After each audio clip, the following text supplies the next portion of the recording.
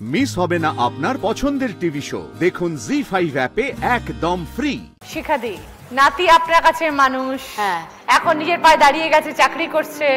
ছোটবেলাটা কেমন কেটেছে? প্রথম যখন নাতি হলো তখন কিরকম লেগেছিল এটাকে শুনি। 30শে জুন ওর জন্ম 2000 সালে।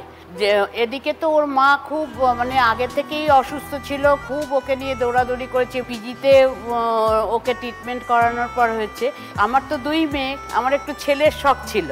তা ছেলে হয়েছে শুনে তো খুব আনন্দ। আমি ওকে নিয়ে দৌড়াদৌড়ি করছি। ওর দাদু সোনা তো গেছে অফিসে, অফিস থেকে ফেরার পথে মাইনে নিয়ে আসছে 30 তারিখে।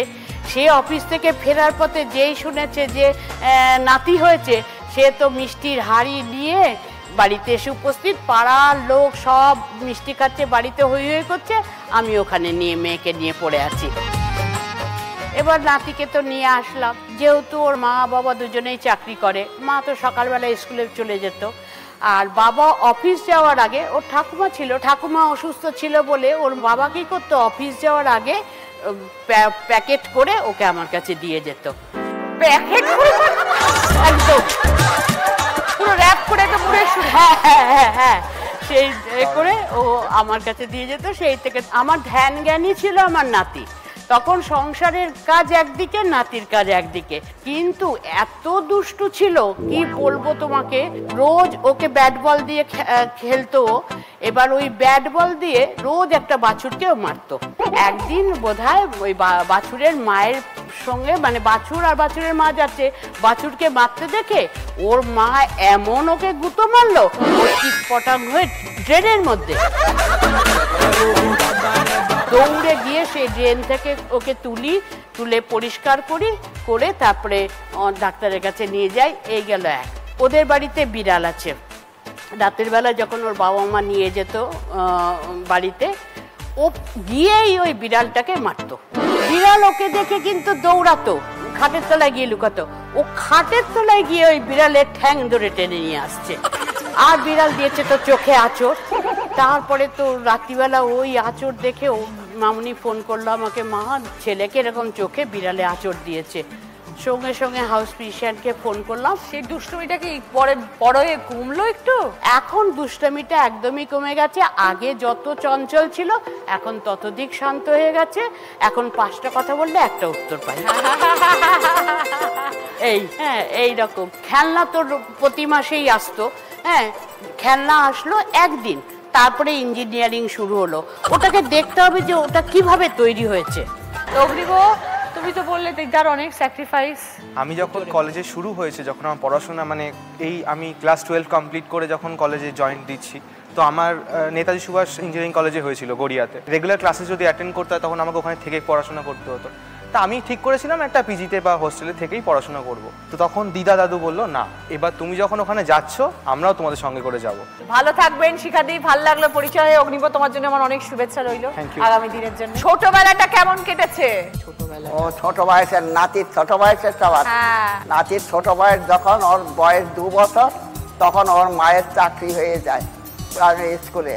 তারপরে ওর বাবাও সিপিটির অফিসে চাকরি করতো হলদিয়ায়। ওরা দুজনে বেরিয়ে যেত, তখন আমার কাছেই থাকতো। আমাকে খাওয়ানো, চান করানো, ঘুম পাড়ানো সব কিছু আমি করতাম।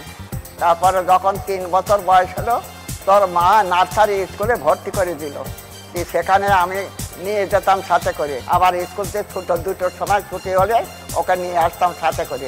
বাড়ির থেকে 3-4 মিনিট দূরে পার্ক ছিল। সেই পার্কে বিকেলবেলা হলে আঙুল দিয়ে দেখাতো। তারপরে পার্কে নিয়ে যেতাম। একদিন পার্কের থেকে বিকেলবেলা নিয়ে আসছি 5টার সময়। তখন আমার বাড়ির কাছে একটা পোল ছিল। সেই পোলটা মাঝখানে যখন আমি পা দিয়েছি আর ওকে আমি কোলে ছিল, তখন পোলটা মচ করছে। তখন ওকে আমি কোলের পরে জড়িয়ে ধরে বললাম, তুই আমার গলা ধর।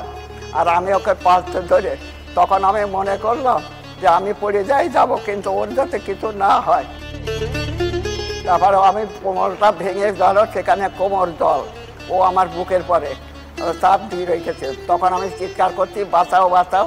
পাশে একটা 6 মিল ছিল, সেই 6 মিলের লোকজন আসলো। এসে তখন ওই চাতালটাকে 2 ভাগ করে দিয়ে ওকে টেনে তুলে নিল। তারপর ওরা নিল, কিন্তু আমার কোমরে খুব চাপ লাগলো। আমার কোমর ব্যথালো, ওকে নিয়ে ডাক্তারখানায় নিয়ে গেল, পাটায় এক্সরে করালো, করে দেখা তখন আমি 4 বছরের হব। 3 বছর 3.5 বছর। ঠাকুমার বয়স কত হলো? ঠাকুমার 95 বয়স। 95? 95 বছর বয়স। দারুণ ফিট তো এখনো। নিজের কাজ নিজে করবে, করতে দেওয়া হয় না, তাও জোর করে করে। ঠাকুরের বাসন দিয়ে ঠাকুরের পুজো করি। চম্পাদি এবং সুদেব, নাতি তো শাসন করছে, এমন কিছু করেন তাই জন্যই নাতি শাসন করে? অ্যাকচুয়ালি উনি ছোট থেকে মানে খুবই কষ্ট করেছে। ওনার একটা খুব ভালো পরিবারে বিয়ে হয়েছিল, কিন্তু আমার মায়ের যখন 1.5 বছর বয়স তখন দাদু মারা যান। তো 8 থেকে 48-50 বছর আগে যেটা হয়ে থাকে, শ্বশুর বাড়িতে রাখেনি ন্যাচারালি, ওনাকে মেয়ে নিয়ে বেরিয়ে আসতে হয়, শ্বশুর বাড়ি কোনো সাপোর্ট পায়নি। তো দিদা বাপের বাড়িতেই ছিলেন, ভাইরা খুব ভালো রাখতেন, কিন্তু ওদেরও আর্থিক অবস্থা খুব একটা ভালো ছিল না। তো তারপরে দিদা নিজেই আর কি একটা মুদিখানা দোকান করে খুব স্ট্রাগল করেছে লাইফে। উনি যা স্ট্রাগল করেছে মানে অকল্পনীয়। উনি মাকে পড়াশোনা করিয়েছে, বিয়ে পাশ করিয়েছেন, ভালো ছেলের সাথে বিয়ে দিয়েছেন, মানে সামর্থ্য অনুযায়ী সমস্ত রকম কর্তব্য উনি করেছেন, নিজের একটা মাথা গোঁজা ঠাঁই করেছেন, একটা বাড়ি বানিয়েছে। তো এবার আমি চাই যে উনি বাকি জীবনটা ভালোভাবে থাকুক। উনি কিন্তু অ্যাকচুয়ালি সাদা শাড়ি পরতেন, আমি বকে বকে বকে বকে ওনার শাড়ির কালার চেঞ্জ করিয়েছি। Very good. আমার দুটো ইয়ে ছিল আশা, একটা আশা হচ্ছে তোমার কাছে আসা, তোমার সাথে কথা বলবো, আর একটা আছে আশা নাতির বিয়ের বউ দেখা। হ্যাঁ সেটা তো হয়ে যাবে। সেটা পেয়েছেন কাউকে? কিছু তো বলেন না। বলে না? না না, কেউ নেই, আপাতত কেউ নেই। তাই যখন হবে নিশ্চয়ই আপনাকে জানাবে। কৃষ্ণাদি এবং সৌমদি, একটু নাতির ব্যাপারে শুনি। ছোটবেলায় কেমন ছিল আপনার নাতি? ছোটবেলায় আমার নাতি একবারে ডাং পিটে যাকে বলে, লেচ্ছাড়া। ওইখানে আমাদের পাশে একটা ডুবার মতো আছে, জল দাঁড়ায়, সেইখানে একটা লাঠি ধরেছে, লাঠিতে দড়ি বেঁধেছে, বেঁধে একটু ঢিল বেঁধেছে, বেঁধে ওখানে মাছ ধরতে যাচ্ছে। দিয়ে তারপরে আমি বললাম বাবু চলে এসো, জলে ডুবে যাবে, এক্ষুনি পড়ে যাবে। আর বলতে বলতে উঠতে গিয়ে পা পিছলে পড়ে যায়। আবার তাড়াতাড়ি করে চলে এলাম, নিয়ে এসে ওকে আমি বলছি বাবু অমন করে বেরাও না ঘর থেকে, ছেলে ধরে আসবে, সে তখন নিয়ে চলে যাবে। ছেলে ধরে আমাকে ধরতে পারবে না, ওকে আমি ঢিসেম ঢিসেম করে তাড়িয়ে দেবো। তারপর সেই ছেলেকে আপনি বড় করেছেন? হ্যাঁ আমি বড় করেছি, আমার কাছেই থাকে। দিদার সম্পর্কে যত বলা ততই আমার কাছে কম, কারণ দিদা প্রথমত আমার বন্ধুর থেকেও বেশি। ইভেন যদি বলা হয় আমার এই বাইরে আসার, বাবা আমার একমাত্র ছেলে হয়ে একটা জিনিস প্রবলেম কি হয়েছে, প্রথমে ক্লাস 12-এ এইচএস দেওয়া কমপ্লিট হয়েছে, এবার বাইরে যাওয়ার পালা। ছোট থেকে ইচ্ছা ছিল যে বাইরে যাব, বাইরে পড়বো বা কিছু। প্রথমে দার্জিলিং গভর্নমেন্ট কলেজে আমার চান্স আছে, তো খুব তড়িঘড়ি একবারে ঠান্ডা জায়গাতে গিয়ে পড়বো, একটা আলাদা আমেজ পাবো। হঠাৎ করে নিউজ চ্যানেলে দেখা যাচ্ছে যে ওখান থেকে ধস নেমেছে, ব্যাস মা বাবা বলছে না ওখানে পাঠানো যাবে না ছেলেকে, আর যাওয়া যাবে না, ধস পড়ে গেছে, তুইও পড়ে যাবি। তারপরে ভাবলাম বেনারস হিন্দু ইউনিভার্সিটিতে যাওয়া যেতে পারে, অনেক দূর, একদিনে পৌঁছতে পারবো না, হবে না, সমস্যা, সব আস্তে আস্তে আমার ক্যান্সেল হচ্ছে দিক থেকে। তারপরে বাকি থাকলো পড়ে কি আমার খুব পছন্দের জায়গা, যেখানে যেহেতু নিজেও শিল্পচর্চার সাথে যুক্ত আছি, রবীন্দ্রভারতী ইউনিভার্সিটিতে। যখন আমি রবীন্দ্রভারতী বিশ্ববিদ্যালয়ে আসি, পড়ি, দিদা আমার সাথে কলেজ গেছে, ঘুরেছে, ফিরেছি, রেস্টুরেন্টে যাওয়া, টুকটাক এসব তো লেগেই আছে সবসময়। আর তার থেকেও বড় কথা, আমার রবীন্দ্রভারতীতে পড়তে আসা, সেখানে মানুষ হয়ে ওঠা, যেটুকুন করছি সম্পূর্ণটা দিদার জন্য। জি5 ডাউনলোড করুন আর সব এপিসোড দেখুন একদম ফ্রি।